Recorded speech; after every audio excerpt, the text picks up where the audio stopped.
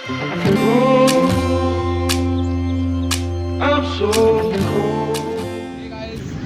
दोस्तों, Radhe Radhe. Welcome to my YouTube channel cool बेजवासी। मेरा नाम है ललित शर्मा। तो गाइस, आप मेरे पीछे देख सकते हैं, यह है कंस किला।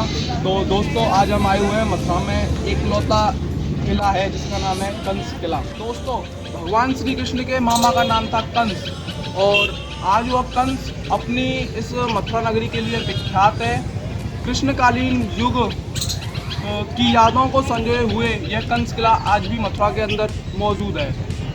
मथुरा की उत्तर दिशा में मौजूद यह कंस किला पावन भगवान की पटरानी कही जाने वाली माँ कालिंदी के किनारे पर मौजूद है। यह विशालकाय दुर्ग अपनी विशेषता के लिए, अपनी वास्तुकला की अनूठी पहचान लिए यहाँ पर भगवान श्री कृष्ण ने कंस का वध नहीं कर दिया, पर मथुरा आज भी कंस की यादों के साथ अपनी यादें सजोए हुए है।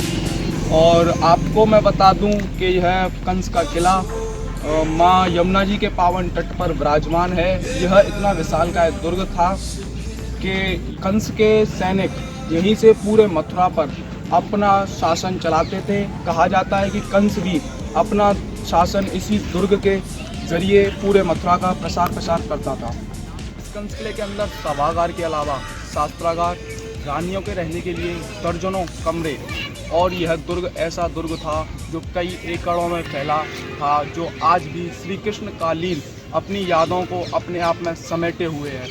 स्थानीय लोगों का मानना है कि यह दुर्ग के मुख्य द्वार पर भगवान भोलेनाथ का मंदिर, चिंताहरण महादेव का मंदिर था, जिसका निर्माण स्वयं कंस ने अपने हाथों से कराया था। तो दोस्तों, आइए चलते हैं सीधा उसी मंदिर की तरफ। आइए दर्शन कराते हैं आपको बाबा चिंताहरण महादेव। तो दोस्तों, हम आ चुके हैं बाबा चिंताहरण के दरबार में। तो आइए आपको दर्शन कराते हैं।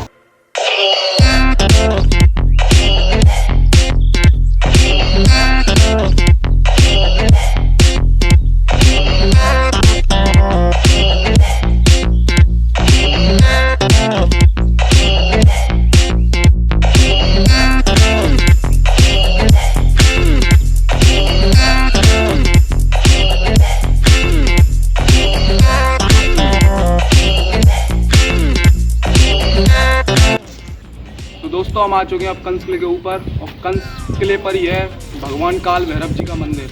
आइए तो दर्शन करते हैं उनके।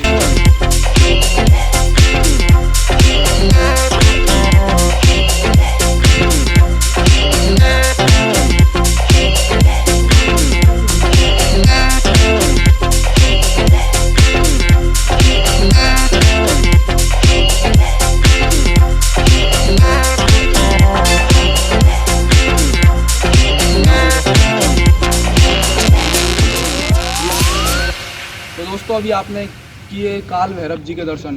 काल भैरव जी की अपनी एक मान्यता है कि जब भी कंस अपने महल से कहीं भी बाहर जाता था तो सर्वप्रथम काल भैरव जी की पूजा करने के बाद ही बाहर जाता था।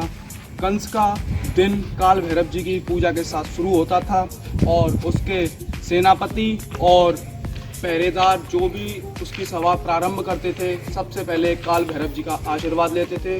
तो दोस्तों, आइए आपको दिखाते हैं पूरा कंस का महल।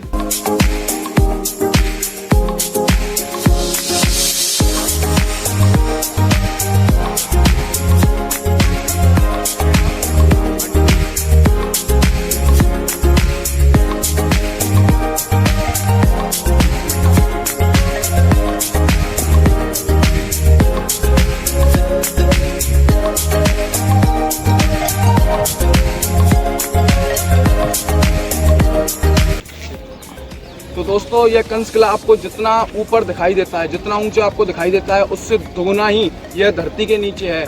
कहा जाता है कि इस कंस किले के 5 दरवाजे हुआ करते थे, जिसके 2 दरवाजे श्री यमुना जी की ओर खुलते थे, और इसमें एक गुप्त रास्ता हुआ करता था जो इस समय बिल्कुल बंद है।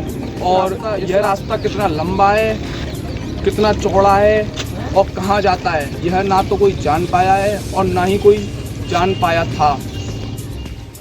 इतिहास की बात करें तो दोस्तों, यह कंस का महल आज से 5500 वर्ष ईसा वर्ष पूर्व का है। जो महाभारत कालीन है।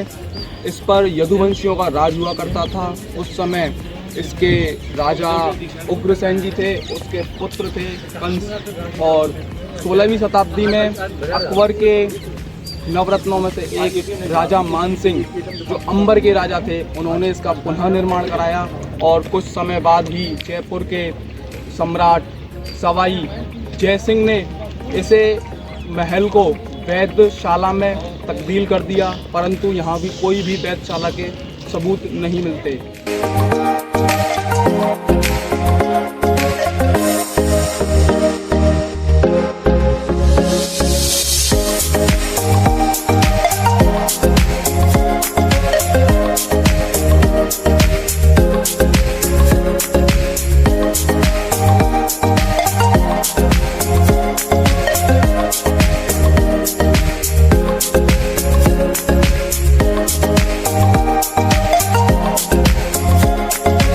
दोस्तों, आप यदि मथुरा आने की सोच रहे हैं तो मैं आपको 3 साधन बताता हूं। आप या तो वायु मार्ग से आ सकते हैं, या फिर रेल मार्ग से, या फिर आप आ सकते हैं सड़क मार्ग से। वायु मार्ग से आने के लिए आपको आगरा उतरना पड़ेगा। आगरा मथुरा से 58 किलोमीटर की दूरी पर है, लेकिन अंतर्राष्ट्रीय हवाई अड्डा न होने के कारण आपको दिल्ली उतरना पड़ेगा। दिल्ली मथुरा से 156 किलोमीटर दूर है। और अगर दोस्तों आप यदि रेल मार्ग से आने की सोच रहे हैं तो मथुरा जंक्शन मध्य और पश्चिम का एक प्रमुख स्टेशन है, जिससे आप मथुरा आ सकते हैं। और वह दिल्ली, मुंबई, कोलकाता, ग्वालियर, भोपाल आदि बड़े बड़े शहरों को अपने आप से जोड़े हुए हैं। और आप सोच रहे हैं सड़क मार्ग से आने की, तो सबसे बेहतरीन साधन रहेगा आपका सड़क मार्ग, क्योंकि मथुरा में नेटवर्क सड़कों का बहुत अच्छा है और इससे आप पूरा मथुरा घूम सकते हैं। I'm so cold, yeah, man.